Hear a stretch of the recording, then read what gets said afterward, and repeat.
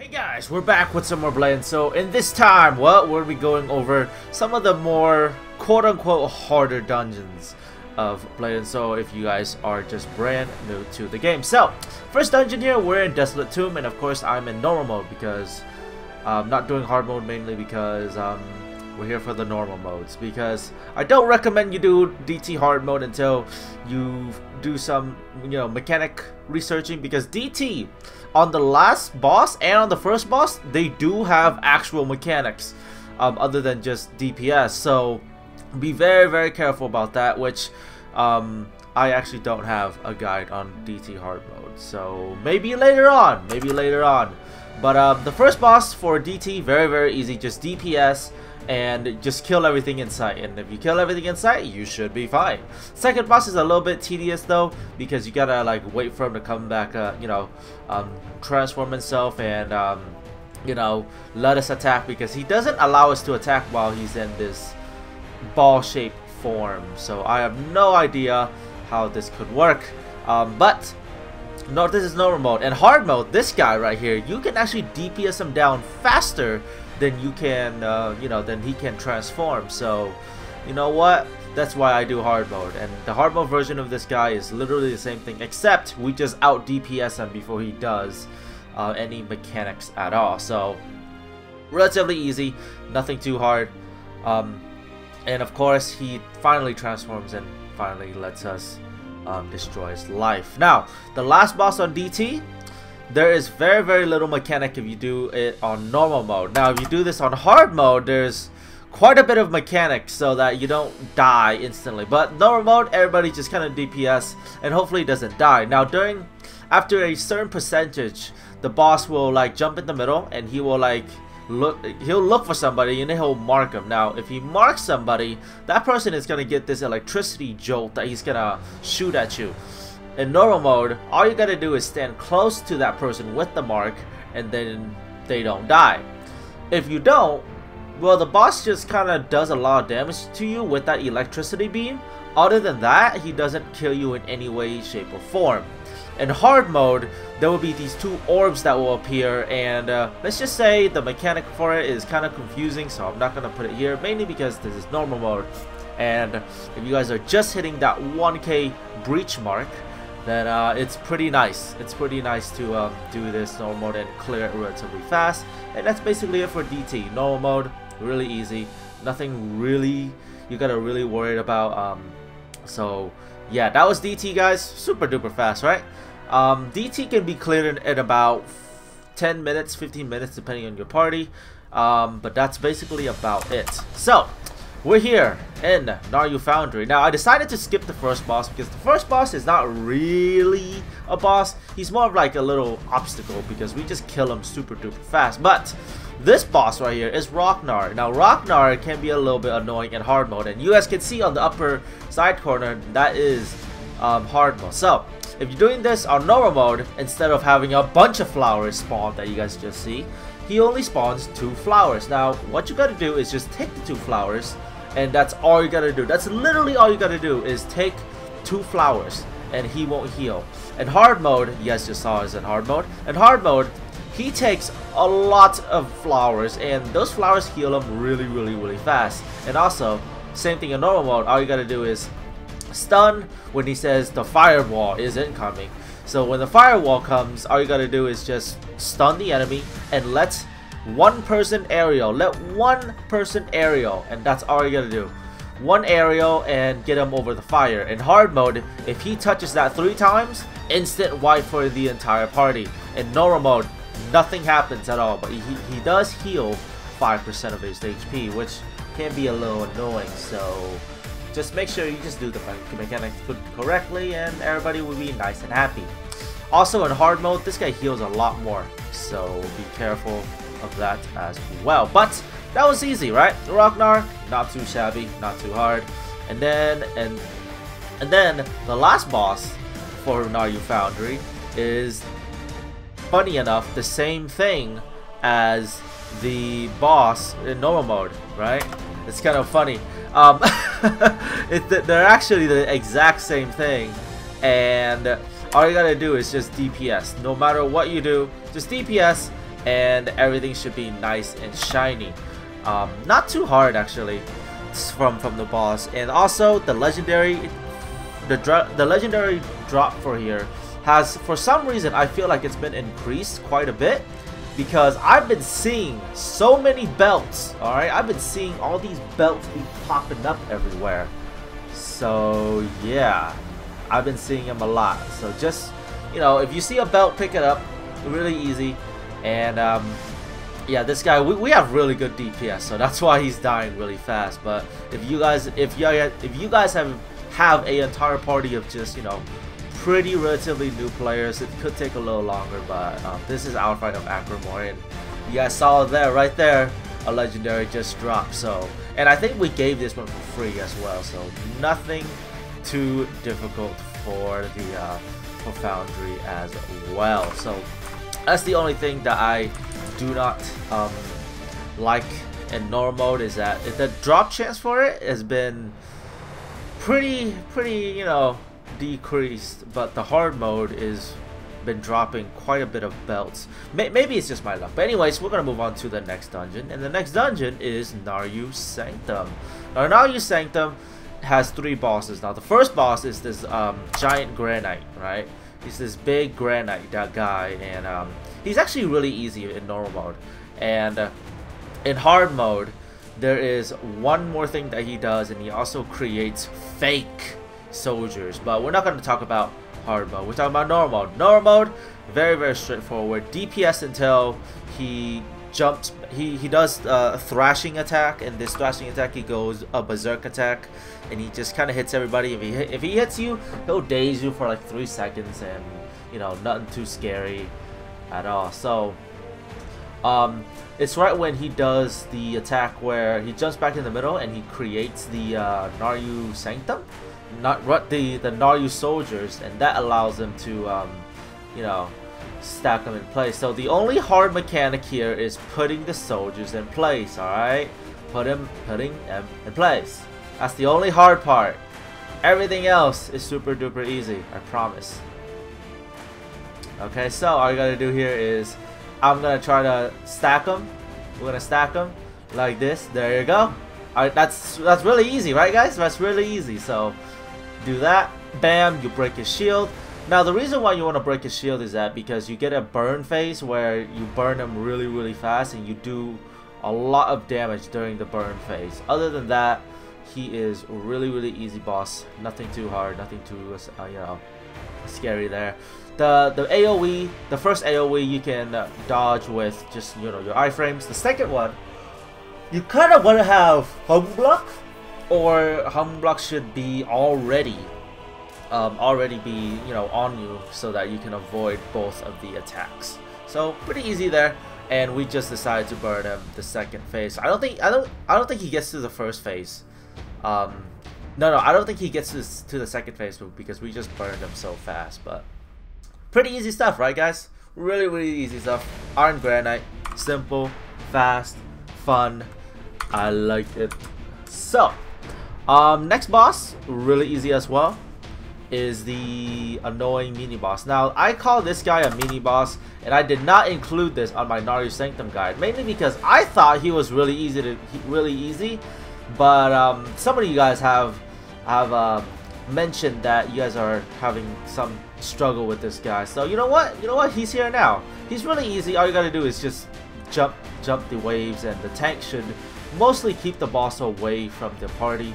And if you got grabs, then you should definitely use them. Okay, if you got grabs, this guy is very vulnerable to grabs. But when you kill him, the mysterious Algion will be awakened. I call him Algion because he sounds way more badass with that name. But as you can see, the boss is sped up because I do not like this boss fight.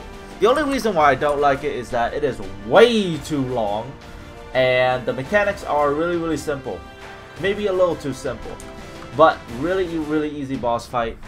So at 70%, he's gonna like charge this, you know, this thing, and he's gonna shoot these, you know, AoE jolts everywhere. And then he's gonna shoot one really big electric beam at one person. Now this one person is gonna be responsible for creating the spears, or the electricity spears that you throw at him.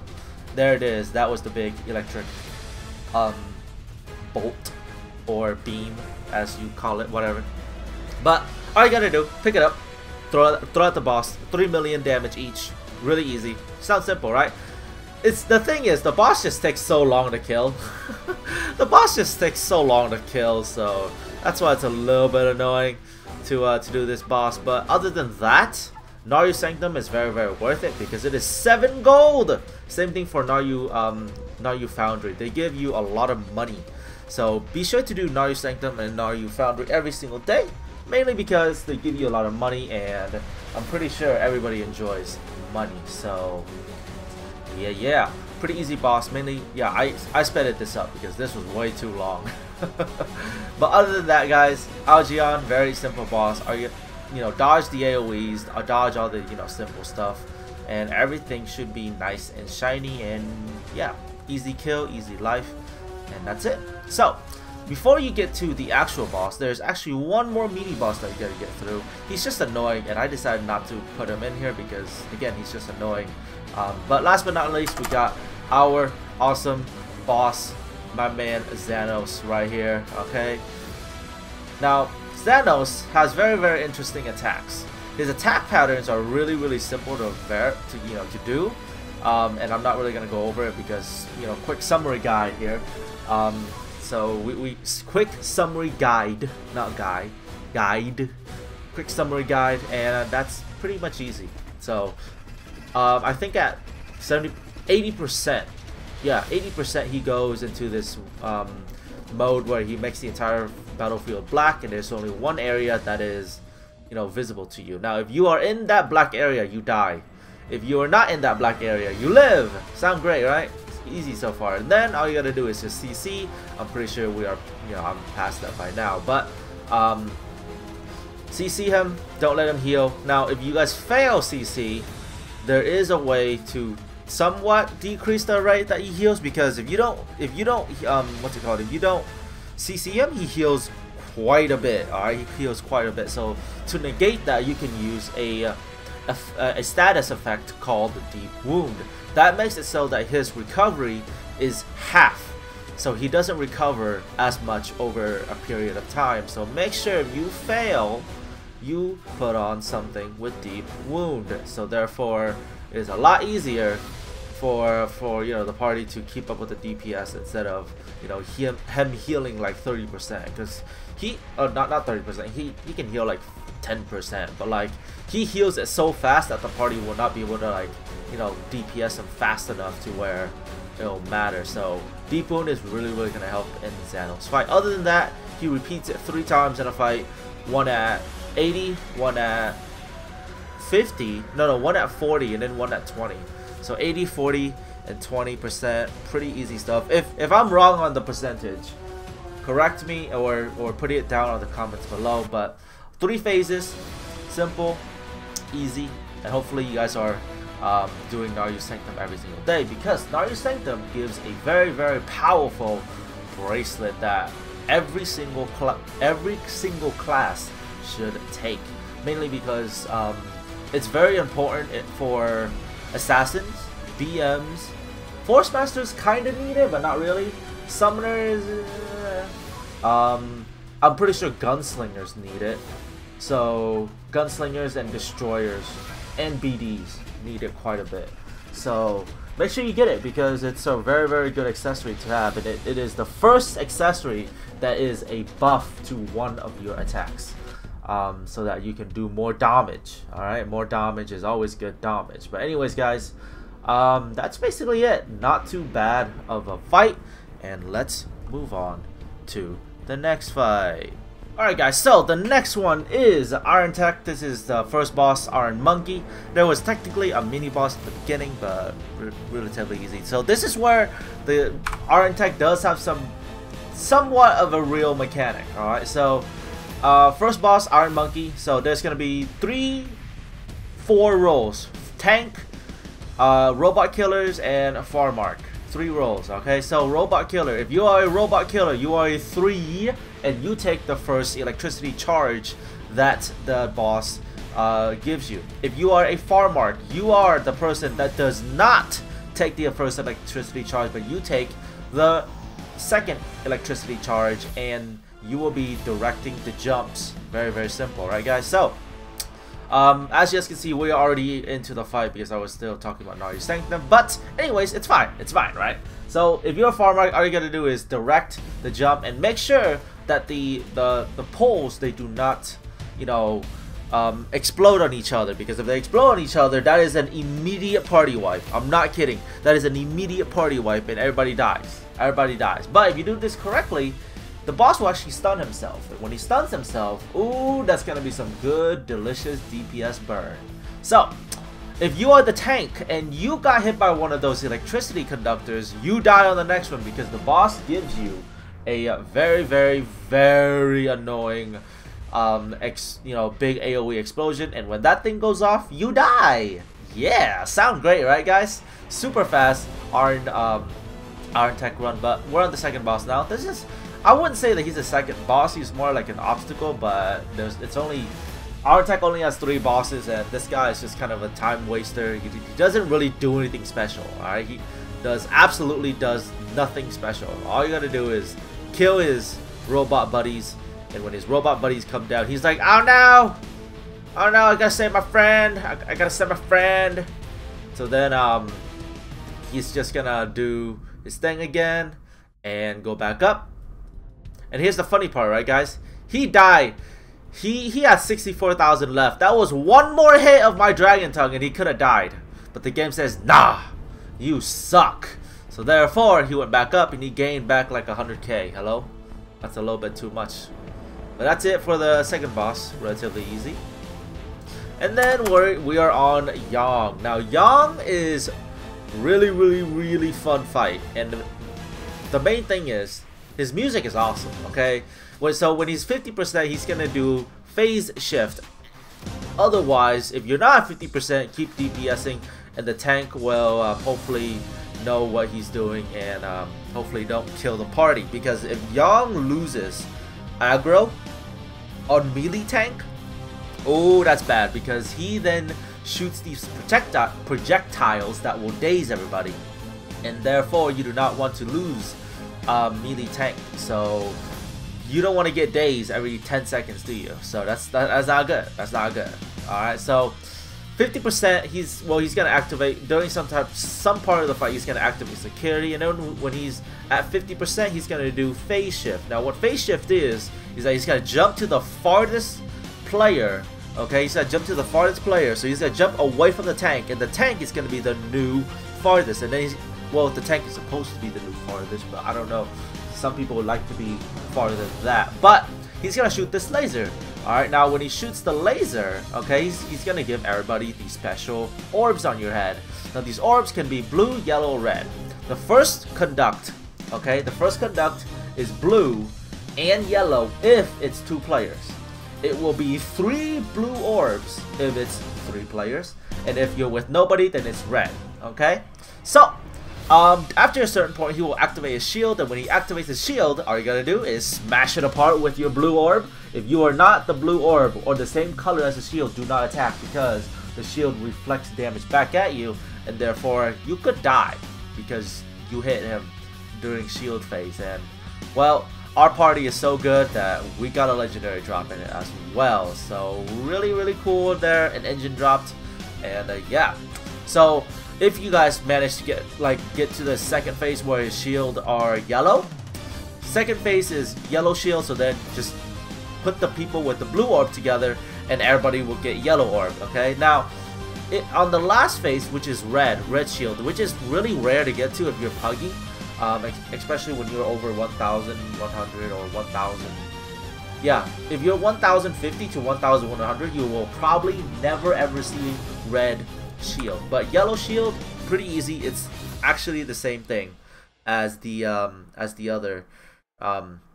all the other phases, but you will never ever see it. Now, there's one more trick that Yang has up his sleeve, is that he himself will cast a massive attack. Okay, now when this attack is cast, everybody needs to have a party iframe or some type of iframe for yourself, because if you don't party iframe or iframe yourself, you basically die. Like, there's no amount of HP that will save you. Like, the explosions are so huge that you're probably gonna get hit by like multiples explosions. Like, so like 2 explosions like will kill you instantly.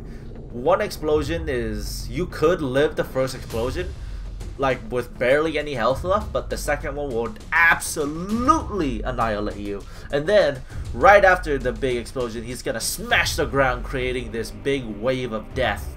And once this big wave of death hits you, you die. Alright, so that's it for Yong. So now we're gonna move on to Ebondrick Lair. Now Ebondrick Lair, in my opinion, is probably the most mechanic heavy boss, or the most mechanic heavy dungeon. Even for normal mode, it's still pretty mechanic heavy. So if you're new, I do recommend you do Ebondrick Lair, mainly because it's really profitable as well, and it is the first place where you get your first PvP accessory, which is the Sky Shadow Ring. So we're at the first boss here. We are at Samisa. Her attacks are extremely fast, as you guys can see right now.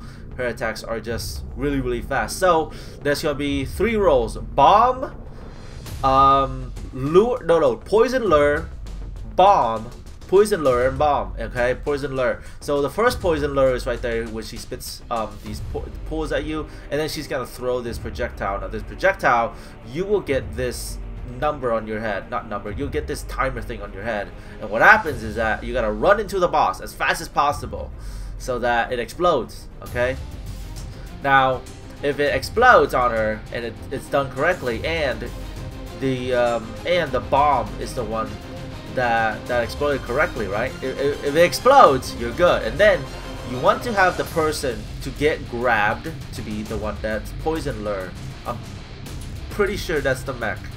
Correct me if I'm wrong in the comments, please, because that's how I always thought it's done. But if you're able to do that, then you just stun her a bunch of times or CC her, and then you're good. However, if you do fail, there is a chance that you can cheese it by just having Homeroom Block, or having Sheath, or having Destroyer Iron Plating, because that helps quite a bit as well. So relatively easy. Like, you can cheese it even if you fail the mechs, guys. In normal mode, even if you fail the mechs, it is easy to cheese it. However, in hard mode, that instantly kills you if you don't do mechs. So you have to do the mechanics, or else it kind of sucks and it kind of fails and it's not good and it's not fun. Okay. All right. So this is the Belated Harpy. She is really easy. However, she can kill parties. Now, if she makes you dance twice, you die instantly. However, she can kill you in like 2 shots if she just throws hearts at you. But as you guys can see, as long as you just, DPS and hopefully have good, ping and able to F roll and then SS out of her radius of death, then you should be fine. But other than that, she is really easy. So we're on the last boss now, which is Dark Vicar. Dark Vicar's mechs are relatively interesting, and at 70% he's gonna shoot these lasers at people. Now these lasers are gonna be the ones responsible for putting people into soul separation.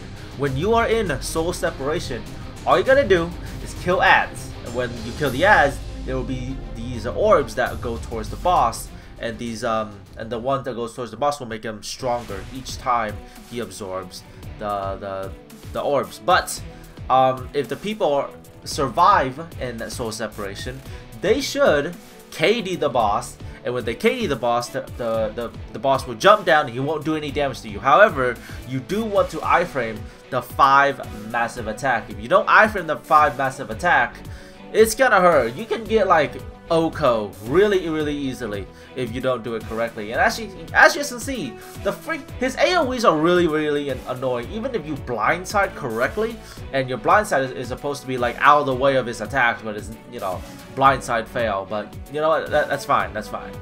But anyways, you keep DPSing him down until he gets to about 40%, and then he's gonna do the laser thing again, and then all you gotta do is knock down. And remember, this is normal, so you can do this relatively easy with close to no difficulty, as long as you get into like the laser group that gets the KD, and if you can get the KD, boss is dead. Easy as that, right guys? So with that being said, thank you guys for watching this quick summary, even though it's a 25-minute long summary. But yeah guys, thank you guys for watching this summary thing that we're doing here, this part 2. And with that being said, I'll see you guys next time on Blade and Soul. See you guys then.